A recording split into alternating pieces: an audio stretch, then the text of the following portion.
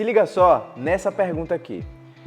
Quantos minutos de cardio para perder gordura abdominal e não massa muscular? Para vocês, de uma vez por todas, entenderem esse processo, vou tirar aqui o papelzinho e a caneta e vamos voltar para o giz e o quadro. Vou ensinar vocês a interpretar esses gráficos aqui e de uma vez por todas para que vocês entendam que não é só um fator, não é só o tempo na esteira, o tempo no aeróbico, mas sim o tempo junto com a intensidade que vão ser os grandes pontos para que vocês queimem gordura abdominal. Beleza? Se você tem interesse no tema, segue o vídeo.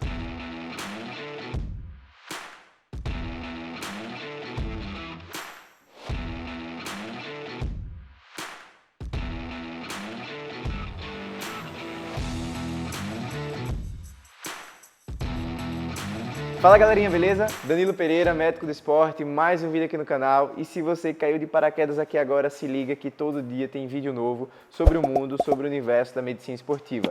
Temas muitas vezes escolhidos, sugeridos por vocês. Por isso que toda vez que eu abro lá caixinha de perguntas na rede social do Instagram, mandem as dúvidas, os comentários, que sempre tem uma ideia de vídeo novo para gravar. E aqui também pela rede do YouTube eu coloco uma comunidade em que eu tenho um bate-papo mais interativo, mais próximo, dinâmico com vocês, tá certo? Então, mandem comentários, sugestões de temas que em breve seu tema estará aqui respondido. Beleza? Vamos nessa! Para facilitar a visualização de vocês, deixa eu me deslocar um pouquinho para o lado e o quadro ficaria aqui no centro, tá certo? Tá bom aí o ângulo, editor? Mais um pouquinho? Beleza. Foi? Massa! Então vamos nessa. Danilo, que negócio é esse aqui? Que bagunça é essa? Vamos lá, vou destrinchar aqui as coisas para vocês. Isso aqui é o consumo de oxigênio nesse eixo Y. Isso aqui é o tempo do seu exercício. Tempo em minutos. Esse gráfico representa o gráfico de leve intensidade. Esse gráfico representa o gráfico de moderada intensidade. E esse gráfico representa o gráfico de alta intensidade. Todos relacionados ao exercício aeróbico, aquele exercício contínuo, constante que você executa. Talvez o melhor exemplo seja a corrida / caminhada. Então imaginem que quanto maior a velocidade que você executa o movimento, maior a demanda, maior a necessidade por um volume de oxigênio.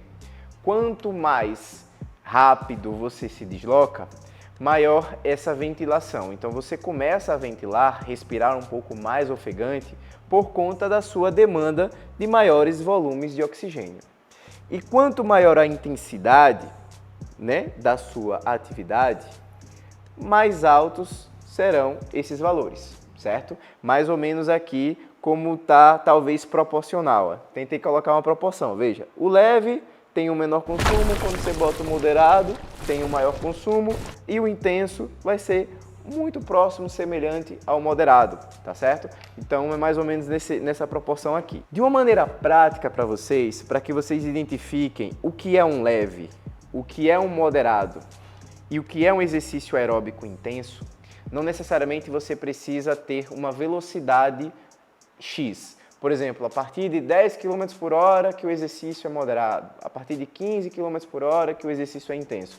Isso vai ser muito individual. Então a gente tem como avaliar isso pelo simples teste da fala. Falar palavras. Quando você está em uma atividade de leve intensidade, você vai conseguir falar frases completas sem você ter a interrupção dessas palavras. Quando você entra em uma atividade de moderada intensidade, uma das coisas que começam a alterar no corpo é a capacidade de finalizar uma frase, mas você ainda consegue conversar. Quando você entra em uma zona de alta intensidade, você fica com as palavras entrecortadas e muito ofegante, ou não consegue falar nenhuma palavra, certo? Então, quando você consegue conversar numa boa, você está fazendo um exercício aeróbico de leve intensidade.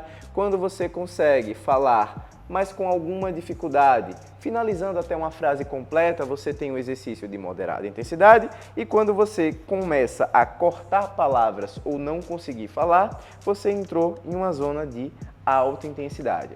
A questão é, Danilo, quanto tempo de aeróbico para que eu consiga queimar gordura sem perder massa muscular, né? Essa foi a pergunta.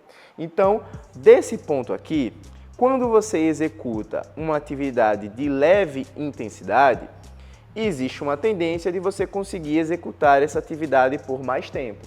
Só que o teto, aquele aumento no volume de oxigênio, é um aumento baixo em relação a quando você faz uma moderada e uma alta intensidade. Então, ponto-chave, não é tempo, é intensidade. Para você queimar gordura, precisa estar ou aqui ou aqui. O tempo de execução aqui, para que você tenha uma zona de queima de gordura, você vai perder muito tempo e mesmo assim não vai bater próximo ao teto desse e nem desse. Então, a pergunta, o ponto fundamental é: qual a intensidade de treinamento aeróbico que eu preciso para ter uma queima de massa de gordura? Eu gosto de fazer sempre algumas analogias. Deixa eu diminuir aqui, deitar aqui e vou um pouquinho para o lado. Estou no meio? Beleza, vamos embora. Imagina que seu corpo é um forno e nesse forno você vai colocar uma massa de pizza. Essa pizza, ela vai representar a sua massa de gordura. Só que esse forno é um forno que você precisa alimentar com carvão, certo? Você precisa colocar carvão e jogar o fogo para que essa chama vá queimando a massa da pizza. O carvão é o carboidrato.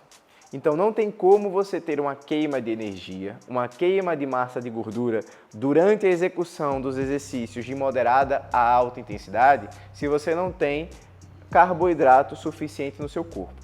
E a chama, ela representa o exercício. Então pensa aqui comigo, você tem dois fatores que vão limitar o tempo de cozimento, né, de você queimar essa pizza, essa massa de gordura, que é a quantidade de carvão no seu corpo e o tempo que o carvão está alimentado pela chama para que queime essa massa da pizza, certo? Então esse aqui representa os dois pontos que eu iniciei o vídeo comentando sobre.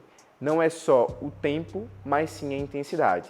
Então essa chama, ela precisa ter uma chama quente, né, um carvão, um fogo bem alimentado e ter uma duração de tempo suficiente para que você consiga ter o cozimento dessa massa da pizza. Então deixa eu voltar aqui agora para esse gráfico, né? Vamos dizer aqui que a gente já eliminou esse primeiro aqui. Agora a gente vai escolher entre esse e esse. O que é que seria melhor para que eu faça e que eu tenha uma perda, uma queima da massa da pizza otimizada, tá certo? Vamos nessa. Eu iniciei o movimento, iniciei a minha corrida. Comecei a correr ali na esteira, fazer bicicleta, ou correr na rua, certo? E aí, uma das coisas é que eu aumento essa ventilação, né? Eu aumento esse consumo de oxigênio. Só que esse aumento na oferta de oxigênio, ele guarda dois pontos que eu preciso esclarecer para vocês. O primeiro deles é o déficit de oxigênio e o depois é o VO2 de recuperação, que a gente chama isso de EPOC, que é o consumo de oxigênio pós-exercício. Vou baixar aqui novamente para que vocês voltem a atenção a mim. Então vamos nessa. Troquei de roupa, comecei a correr. Comecei a me deslocar com maior necessidade de oferecer oxigênio ao meu corpo. Só que eu não consigo, de maneira imediata, oferecer a quantidade de oxigênio que eu preciso. Então eu crio uma dívida. Essa dívida eu vou pagar daqui a pouco. Esse pagar daqui a pouco é o consumo de oxigênio pós-exercício. Para ficar mais claro aqui para vocês. Essa energia para você executar o movimento é igual a uma moeda. Você tem moeda na mão, você tem moeda no bolso, você tem moeda na sua mochila. Já comentei sobre isso em outros vídeos. Quando eu faço uma passada, eu entrego uma moeda. Segunda passada, outra moeda. Terceira passada, outra moeda. Então, essas moedas, não necessariamente eu tenho naquele momento. Então, eu peço um empréstimo. Esse empréstimo é esse déficit de oxigênio que acontece no início desse exercício, entre que eu preciso oferecer ao meu corpo energia, mas que eu ainda não consigo dar essa energia a ele. Quando eu finalizo o exercício, é a hora de pagar essa dívida. Por isso que, quando eu cheguei e completei meus 5 quilômetros, parei de correr, comecei a andar, ou até me sentei.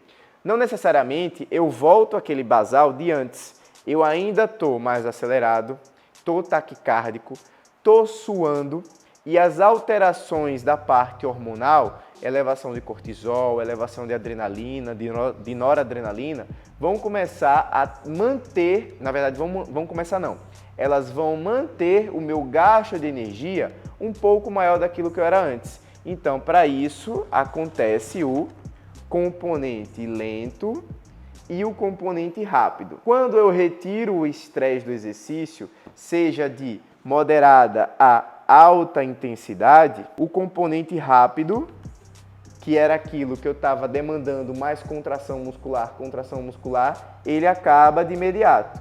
Mas o componente lento, olha só, ele se mantém. Ele se mantém por um pouco mais de tempo. Então, quando a gente vai avaliar quanto de tempo de aeróbico, eu preciso saber essa área daqui e essa área daqui. É isso que eu vou ter de soma total em relação à quantidade de energia, quantidade de calorias que eu gastei durante o exercício, intenso ou moderado. Danilo, quando eu vi esses gráficos, eu fiquei com aquela ideia. Então, o que é que seria melhor? O treinamento moderado ou o treinamento intenso? Desses aqui, o que vai contabilizar é o tempo de execução. Aquelas moedas que você começa a ofertar, a oferecer para o seu corpo durante a execução do exercício, as primeiras fontes são fontes de carboidrato, né? Aquele carvão, primeiro você precisa botar o carvão, jogou, para depois começar a queimar a massa da pizza para que essa massa da pizza te ofereça energia. E isso demora um tempo. E esse tempo significa entre 20 a 25 minutos. Isso não quer dizer que só a partir de 20 e 25 minutos que você vai começar a queimar a massa de gordura. Mas a massa da pizza, ela vai ser a grande fonte de energia a partir desse tempo. E aí vamos nessa. Você está fazendo um exercício de alta intensidade. Se você dura 10 minutos e o exercício de moderada intensidade, se você está fazendo por 40 minutos, esse aqui está sendo superior a esse no processo de queimar a massa de gordura. Porque aqui você não entrou em uma zona otimizada, em uma zona ideal de ofertar massa de gordura para o seu corpo para que ele entre na grande fonte de energia. Beleza? Diferente desse aqui, que você já está nesse ponto. Então, quando a gente vai avaliar esse contexto, a gente precisa não só do tempo, como também da intensidade. Pegaram essa ideia? E qual que vai preservar massa muscular? Nenhum dos dois. Porque o que mantém massa muscular é treinamento de força, treinamento de resistência. E a gente precisa entender também um ponto-chave. Todo processo de emagrecimento, todo processo de perda de massa vai envolver os dois pontos. Você vai queimar massa de gordura e também vai queimar massa muscular. O que vai limitar esse processo aqui, essa perda, é se você está fazendo sobrecarga para aquele músculo, e sobrecarga vem com exercício de força, exercício de resistência. Por isso que, em um processo geral de emagrecimento, a gente precisa mesclar o treinamento aeróbico junto com o treinamento de resistência. E mais um grande ponto para a gente finalizar aqui esse processo. Não adianta focar em treinamento moderado, treinamento intenso, se a alimentação não está bem encaixada nesse processo. Por quê? Para que você tenha um gasto de 300, 400 calorias, seja no exercício moderado ou no exercício intenso, é difícil, você tem que dar uma suadinha.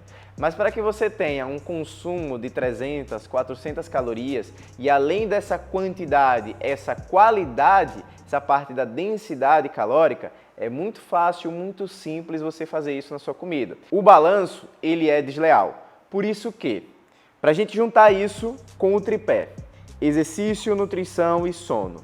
Quando você treina, você está treinando. Quando você dorme, você está treinando. E quando você come, você também está treinando. Em um processo de perda de massa de gordura abdominal e manutenção de massa muscular, não adianta focar só em um. Precisa otimizar os 3 pontos. E se você chegou até aqui agora nesse vídeo, não esquece, deixa seu like. Tem alguma dúvida, comentário, sugestão de novos temas? Manda pra cá novamente, né? Isso aqui foi por conta de uma dúvida, de um questionamento de um seguidor que enviou lá pelo Instagram. Então isso fica muito legal da gente ter esse bate-papo e eu compartilhar um pouco mais de conteúdo para vocês. Não esquece de fazer a inscrição aqui no canal, ativa o sininho para não perder nenhum vídeo e vamos pro próximo.